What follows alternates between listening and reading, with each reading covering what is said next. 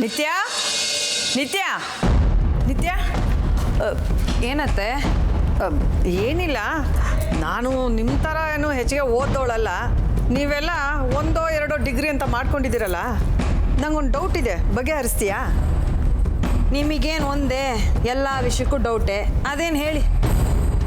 ಅಲ್ಲ, ಈ ಕ್ಯೂಡ್ರಿಗೆ ಇದ್ದಕ್ಕಿದ್ದಾಗೆ ಕಿವಿ ಕೇಳಿಸೋ ಹಾಗೆ ಏನಾದರೂ ಔಷಧಿ ಇದೆಯಾ? ಇಲ್ಲ ಅತ್ತೆ, ನನಗೆ ಗೊತ್ತಿರೋಂಗೆ ಅಂಥ ಔಷಧಿ ಯಾವುದೂ ಇಲ್ವಲ್ಲ.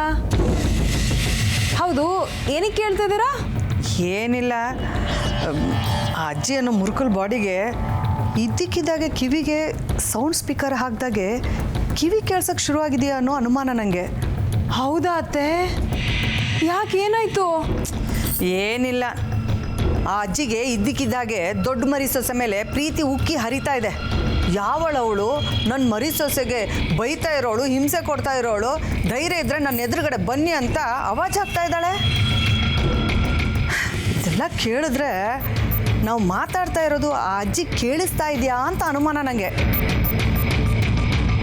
ಇಷ್ಟು ದಿನ ನಾವು ಅಜ್ಜಿ ಕಿವಿ ಬಳಿ ಹೋಗಿ ತುತ್ತೂರಿ ಊದಬೇಕಾಗಿತ್ತು. ಆದರೆ ಈಗ 10 ಮಾರು ದೂರ ನಿಂತ್ಕೊಂಡು ನಾವು ಏನೇ ಮಾತಾಡಿದ್ರು ಸ್ಪಷ್ಟವಾಗಿ ಕೇಳಿದ್ರೆ ತಾನೇ ನಮ್ಗೆ ಈ ರೀತಿ ರೋಪಕ್ಕಾಗ ಸಾಧ್ಯ. ಈ ಮನೇಲಿ ಏನಾಗ್ತಾ ಇದೆ ಅಂತಲೇ ನನಗೆ ಅರ್ಥ ಆಗ್ತಾ ಇಲ್ಲ. ಹೋಗ್ಲಿ ಬಿಡಿ ಅತ್ತೆ, ಅಕ್ಕನ ಪರ ಮಾತಾಡೋಕ್ಕೆ ಈ ಮನೇಲಿ ಒಬ್ಬರಾರು ಇದ್ದಾರಲ್ಲ ಅಂತ ಸಂತೋಷ ಪಡಿ. ಏಯ್, ಇದು ಸಂತೋಷ ಪಡೋ ವಿಷಯ ಅಲ್ಲ. ನಾನೇನು ಹೇಳ್ತೀನಿ ಅಂದರೆ, ನಿತ್ಯ, ಪೂಜೆ ಶುರು ಆಯಿತು. ಹಾಂ ರೀ, ಬಂದೆ. ಅತ್ತೆ, ಪೂಜೆ ಶುರು ಆಗಿದೆಯಂತೆ. ನನ್ನ ಕಿವಿನೂ ಚೆನ್ನಾಗಿಟ್ಟಿರಪ್ಪ ಅಂತ ದೇವ್ರನ್ನ ಕೇಳ್ಕೊಂಬನ್ನಿ, ಬನ್ನಿ. ಛೇ, ಈ ನಿತ್ಯ ಮನೆಗೆ ಬಂದು ಇನ್ನೂ 2-3 ದಿನ ಆಗಿಲ್ಲ, ಆಗಲೇ ಆ ಯಶೋದ ಮೇಲೆ ಏನು ಪ್ರೀತಿ ಉಕ್ಕಿ ಹರಿತಾ ಇದೆ. ಕೆಲವೊಂದು ಸಲ ನನಗೆ ಉಲ್ಟಾ ಹೊಡಿತಾಳೆ ಇವಳು. ಲೇ ನಿತ್ಯ, ನಾನು ದೇವ್ರ ಹತ್ರ ನನಗೋಸ್ಕರ ಏನೂ ಕೇಳ್ಕೊಳ್ಬೇಕಾಗಿಲ್ಲ ಕಣೆ. ನಾನು ಬೇಡ್ಕೊಳ್ಳೋದು ಒಂದೇ, ಇವತ್ತು ಅತ್ತೆ ರಾಗಿಣಿಗೆ ಹೇಗೆ ಉಗಿದು ಉಪ್ಪಿನಕಾಯಿ ಹಾಕಿದ್ರೋ ಹಾಗೆ ಪ್ರತಿದಿನವೂ ಅವಳಿಗೆ ಉಗಿದು ಉಪ್ಪಿನಕಾಯಿ ಹಾಕಿ ಅಂತ ದೇವ್ರ ಹತ್ರ ಬೇಡ್ಕೊತೀನಿ. ಅಜ್ಜಿಗೆ ಮಾತಾಡೋದು ಕೇಳಿಸುತ್ತೆ, ನಾನು ಯಾಕೆ ಅನ್ಸಲ್ಲ? ಏನಜ್ಜಿ, ನೀವಿನ್ನೂ ಇಲ್ಲೇ ಕೂತಿದ್ದೀರಾ? ಯಾರು? ನಾನಜ್ಜಿ, ಚೇತನ್. ನನ್ನ ಜೊತೆ ನಿತ್ಯನೂ ಬಂದಿದ್ದಾಳೆ. ಹೌದಾ? ನನ್ನ ಮರಿ ಸೊಸೆನೂ ಬಂದಿದ್ದಾಳ? ಹ್ಞೂ ಅಜ್ಜಿ. ನಿಧಾನಕ್ಕಿದ್ದಳು.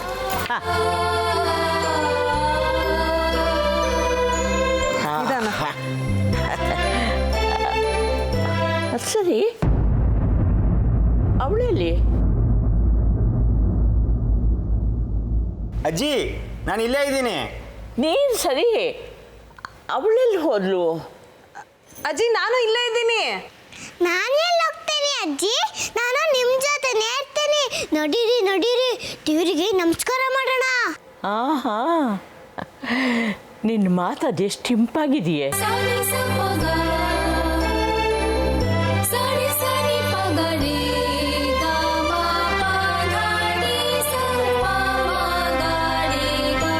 ನಿಧಾನ ಅಜ್ಜಿ, ನಡೀರಿ. ಹುಷಾರು.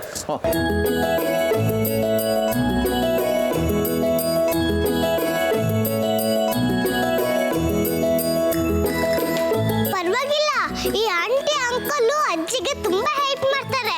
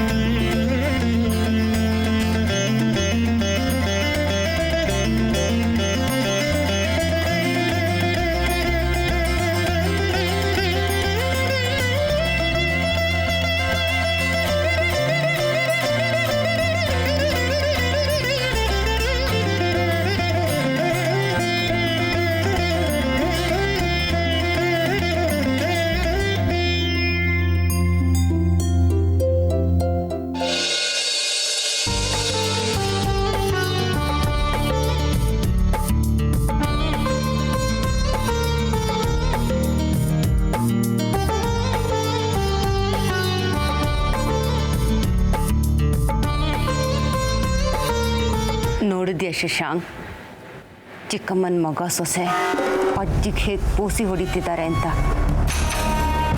ಯಾರೋ ನನ್ನ ಬಗ್ಗೆ ಅಜ್ಜಿ ಹತ್ರ ಚಾಡಿ ಹೇಳಿದ್ದಾರೆ. ಅದಕ್ಕೆ ನಾನು ಏಕದಮ್ ವಿಲನ್ ಆಗಿಬಿಟ್ಟಿದ್ದೀನಿ. ನನಗೆ ಬೈದಿದ್ದನ್ನು ನೋಡಿ ಚಿಕ್ಕಮ್ಮನಿಗೆ ಹಾಲು ಕುಡ್ದಷ್ಟು ಸಂತೋಷ ಆಗಿರುತ್ತೆ. ತಕ್ಷಣ ಮಗ ಸೊಸೆನ ಕಳಿಸಿ ಅಜ್ಜಿನ ಹೈಜಾಕ್ ಮಾಡಿದ್ದಾರೆ.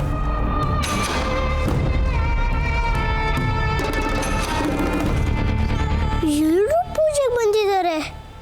ಈ ಅಮ್ಮ ಎಲ್ಲಿ ಹೋದ್ಲು?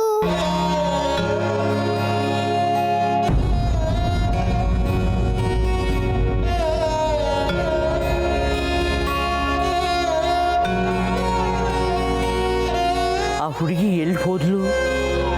ಪಕ್ಕದಲ್ಲೇ ಬಟಬಟ ಅಂತ ಅಂತಿದ್ದೋಳು. ಅವಳು ಧ್ವನಿನೇ ಕೇಳಿಸ್ತಿಲ್ವಲ್ಲ.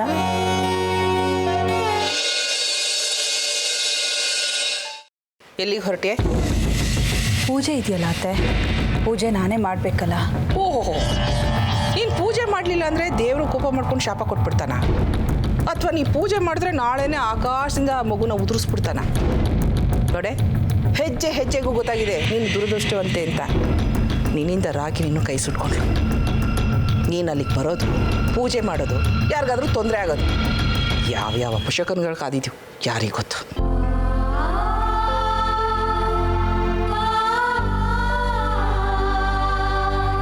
ನೋಡೆ, ನೀನು ಪೂಜೆ ಮಾಡೋದು ಬೇಕಾಗಿಲ್ಲ. ಎಲ್ಲ ಪೂಜೆನೂ ರಾಗಿಣಿನೇ ಮಾಡ್ತಾಳೆ. ಪೂಜೆ ಮುಗಿಯೋ ತನಕ ನೀನು ಈ ರೂಮ್ ಬಿಟ್ಟು ಹೊರಗಡೆ ಬರೋ ಹಾಗಿಲ್ಲ. ರಾಗಿಣಿಗಾದಾಗೆ ಬೇರೆ ಯಾರಿಗೂ ಈ ಮನೆಯಲ್ಲಿ ಯಾವ ಅನಿಷ್ಟನೂ ನಡೀಬಾರ್ದು. ಗೊತ್ತಾಯ್ತೇನೆ?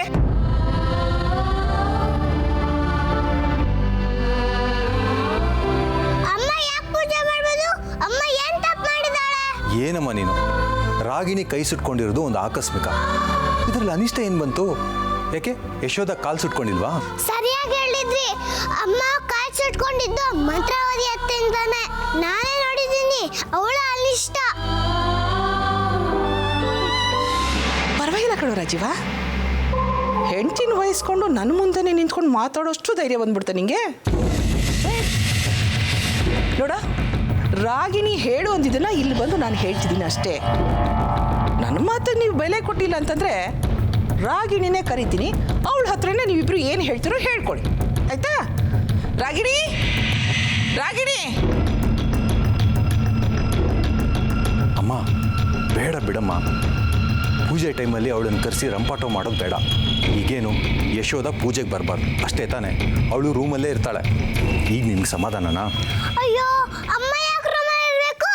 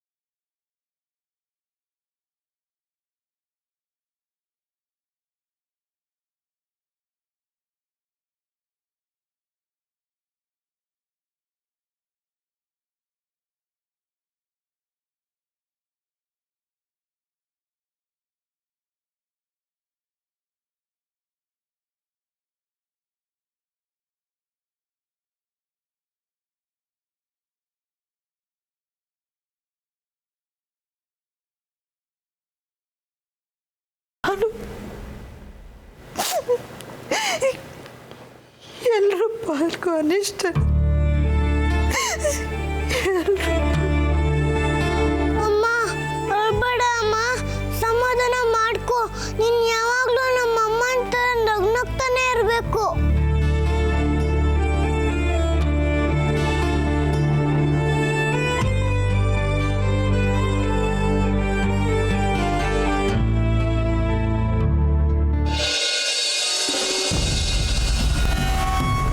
ರಾಗಿಣಿ, ಶಾಸ್ತ್ರಿಗಳನ್ನ ಬರೋದು ಬೇಡ ಅಂತ ಹೇಳಿದ್ಯಲ್ವಾ? ನೀನೇ ಹೋಗಿ ಪೂಜೆ ಮಾಡು.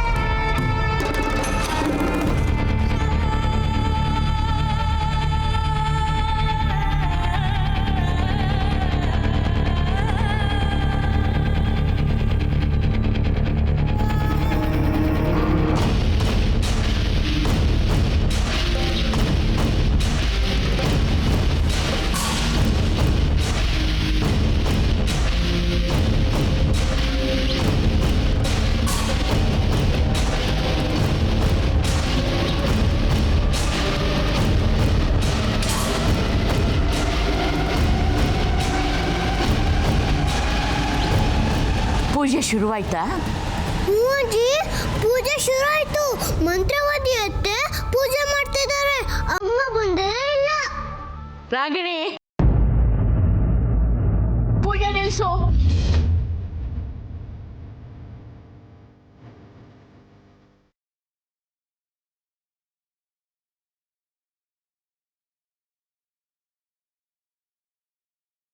ನನ್ನ ದೊಡ್ಡ ಮನೆ ಸೊಸೆ ಯಾಕೆ ಪೂಜೆಗೆ ಬಂದಿಲ್ಲ?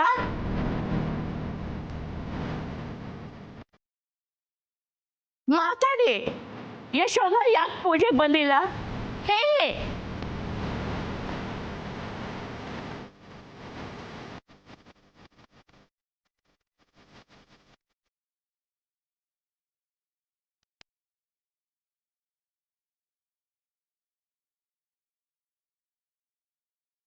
ಅಬ್ಬಾ, ಅಟ್ಲೀಸ್ಟ್ ಅಜ್ಜಿನಾದ್ರೂ ಅಕ್ಕ ಎಲ್ಲಿ ಅಂತ ಕೇಳಿದ್ರಲ್ಲ. ಥ್ಯಾಂಕ್ಸ್ ಅಜ್ಜಿ. ಅಕ್ಕ ನೀಚೆ ಬರೋಗ್ಬಿಟ್ರೆ ತಾನೇ ಅವ್ರು ಬರೋದು.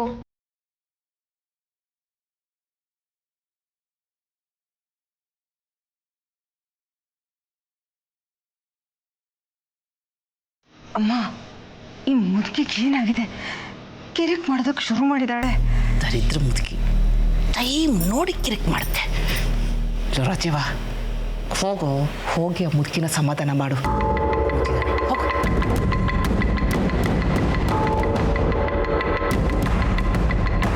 ಅಜ್ಜಿ, ಪೂಜೆ ಯಾಕೆ ನಿಲ್ಲಿಸಿದ್ರಿ? ರಾಗಿಣಿನೇ ಪೂಜೆ ಮಾಡಲಿ ಬಿಡಿ.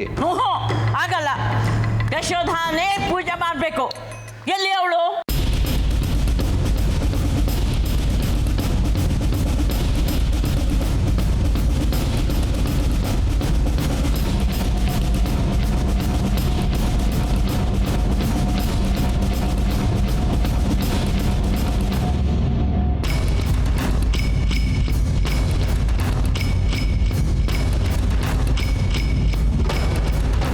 ಅಜ್ಜಿ, ಯಾಕೆ ಕೂಗ್ತಿದ್ದೀರಾ? ನಿಮ್ಮ ಮರಿ ಕಿರಿ ಸೊಸೆ ಅಲ್ಲೇ ಕೂತಿದ್ದಾರೆ. ಪೂಜೆ ಮಾಡಕ್ಕಾಗಲ್ಲ, ಸುಸ್ತು ಅಂದ್ರು. ಅದಕ್ಕೆ ನಾನೇ ಪೂಜೆ ಮಾಡ್ತಿದ್ದೀನಿ. ಸುಳ್ಳು ಸುಳ್ಳು ಅಜ್ಜಿ, ಅಮ್ಮ ಇಲ್ಲಿ ಬಂದೇ ಇಲ್ಲ. ರಾಗಿಣಿ, ಯಾಕೆ ಸುಳ್ಳು ಹೇಳ್ತಿದೀಯಾ? ನನಗೆ ಕಣ್ಣು ಕಾಣೋಲ್ಲ ಅಂತ ಏನ್ ಬೇಕಾದ್ರೂ ಸುಳ್ಳು ಹೇಳ್ಬೋದು ಅನ್ಕೊಂಡಿದೀಯಾ? ಕರಿ ಅವಳನ್ನ. ಅವಳು ಮುಟ್ಟಿದ್ರೆ ನಂಗೆ ಗೊತ್ತಾಗುತ್ತೆ.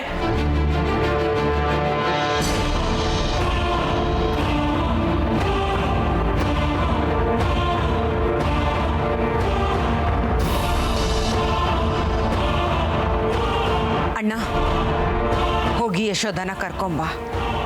ಏನಂದೆ? ಹೋಗಿ ಯಶೋಧನ ಕರ್ಕೊಂಡು ಬಾ ಅಂದೆ. ಇಲ್ಲಾಂದ್ರೆ ಈ ಮುದುಕಿ ಸುಮ್ಮನೆ ಬಿಡಲ್ಲ.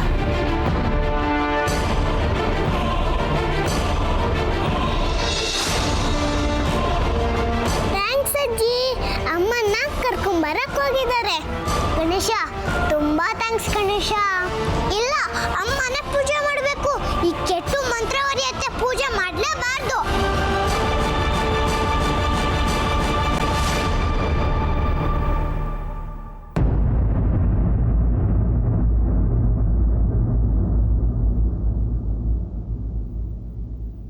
ರೀ, ನೀವ್ಯಾಕೆ ಇಲ್ಲಿಗೆ ಬಂದ್ರಿ? ನೀನು ಇಲ್ದೇ ಇರೋ ಕಡೆ ನಾನು ಯಾಕೆ ಇರಬೇಕು ಅಂತ ಅನಿಸ್ತು. ನಿನಗೆ ಗೌರವ ಇಲ್ದೇ ಇರೋ ಜಾಗದಲ್ಲಿ ನನಗೇನು ಕೆಲಸ? ಅದಕ್ಕೆ ಬಂದ್ಬಿಟ್ಟೆ. ನನಗೆ ಗೊತ್ತು ರೀ, ನಿಮಗೆ ನನ್ನ ಮೇಲೆ ತುಂಬ ಪ್ರೀತಿ ಇದೆ, ಕಾಳಜಿ ಇದೆ. ಆದರೆ ನೀವು ಯಾಕೆ ಬರೋಕ್ಕೆ ಹೋದ್ರಿ? ನಾನು ಹೇಳಿಕೊಟ್ಟೆ ನೀವು ಇಲ್ಲಿಗೆ ಬಂದ್ರಿ ಅಂತ ಅತ್ತೆ ರಾಗಿಣಿ ತಿಳ್ಕೊತಾರೆ. ನನ್ನಿಂದ ನೀವ್ಯಾಕೆ ಸುಮ್ಮನೆ ಅವ್ರ ಹತ್ರ ಕೆಟ್ಟವ್ರಾಗ್ತೀರಾ? ನೀವು ಹೋಗಿ. ಆದಷ್ಟು ಬೇಗ ನಮಗೆ ಒಳ್ಳೆ ಕಾಲ ಬರಬೇಕು, ನಮಗೆ ಮುದ್ದಾದ ಮಗು ಆಗಬೇಕು ಅಂತ ಆ ದೇವ್ರ ಹತ್ರ ನನ್ನ ಪರವಾಗಿ ಬೇಡ್ಕೊಳ್ಳಿ. ಹ್ಞೂ ಯಶೋಧ, ನನಗೆ ಅಮ್ಮ ರಾಗಿಣಿ ಮಧ್ಯೆ ಎದ್ದು ಬರೋಕ್ಕೆ ಧೈರ್ಯ ಎಲ್ಲಿಂದ ಬರಬೇಕು?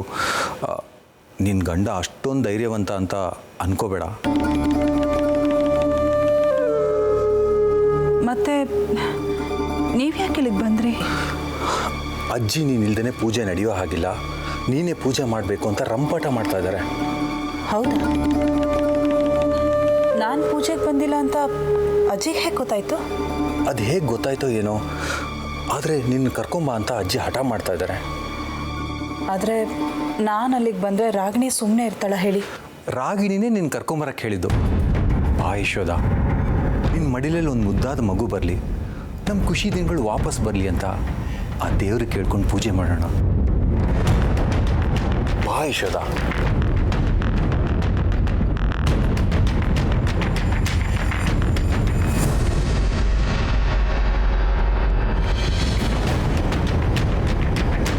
ಅಮ್ಮ ಯಾಕಿನ್ನೂ ಬಂದಿಲ್ಲ?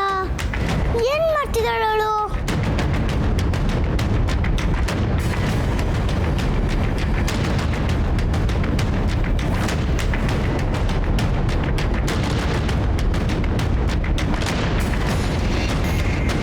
ಅಮ್ಮ ಎಷ್ಟು ಚೆನ್ನಾಗಿ ಕಾಣಿಸ್ತಿದ್ದಾರೆ. ಸೇರ್ ನಮ್ಮ ಅಮ್ಮ ಅಂತಾನೆ ಕಾಣಿಸ್ತಿದ್ದಾರೆ.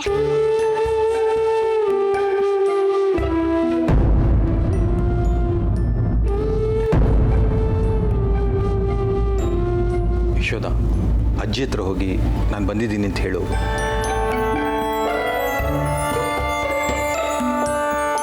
ಅಜ್ಜಿ, ನಾನು ಬಂದಿದ್ದೀನಿ. ಯಶೋದಾ, ಯಾಕಮ್ಮ ಇಷ್ಟು ಲೇಟು? ಏನು ಮಾಡ್ತಿದ್ದೆ?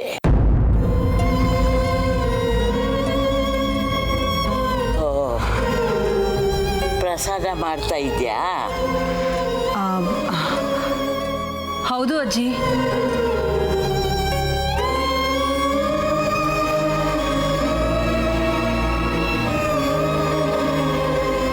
ಆಹಾ, ಪ್ರಸಾದ ಮಾಡ್ತಿದ್ಲಂತೆ.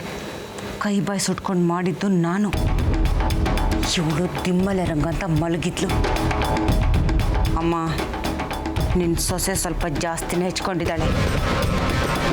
ಕಾಣ್ದಿರೋ ಮುದುಕಿ ಅವಳು ಹಣೆ ಬರ ಬರೆಯೋದಕ್ಕೆ ಹೊರಟಿದ್ದಾಳೆ. ಅದನ್ನು ಹೇಗೆ ಅಳಿಸ್ತೀನಿ ಅಂತ ನೋಡ್ತಿರು. ಈ ಮಂತ್ರವಾದ್ಯತೆ ಏನೋ ಓಟ ಓಟ ಅಂತಿದ್ದಾಳಲ್ಲಪ್ಪ. ಅಮ್ಮಂಗೆ ಇನ್ನೂ ಕಷ್ಟ ಕೊಡ್ತೀನಿ ಅಂತ ಹೇಳ್ತಿರಾಗಿದೆಯಲ್ಲ. ಹೋಗಮ್ಮ, ಪೂಜೆಗೆ ಹೊತ್ತಾಯ್ತು. ಬೇಗ ಪೂಜೆ ಮಾಡಿ ಮಂಗಳಾರತಿ ಮಾಡು.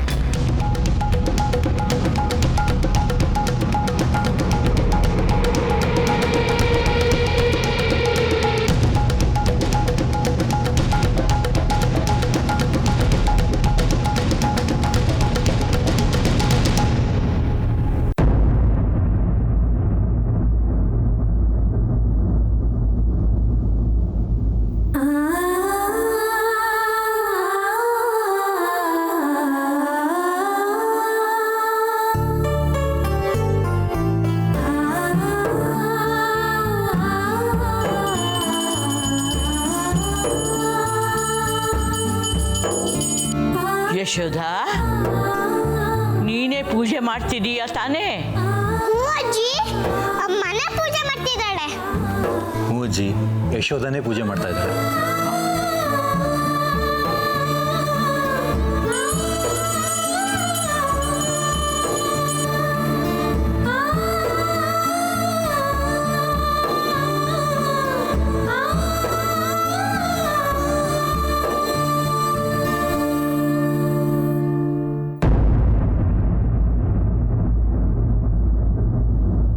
ಗಣೇಶ, ಅಮ್ಮನ್ ಚೆನ್ನಾಗಿ ನೋಡ್ಕೊಳಪ್ಪ.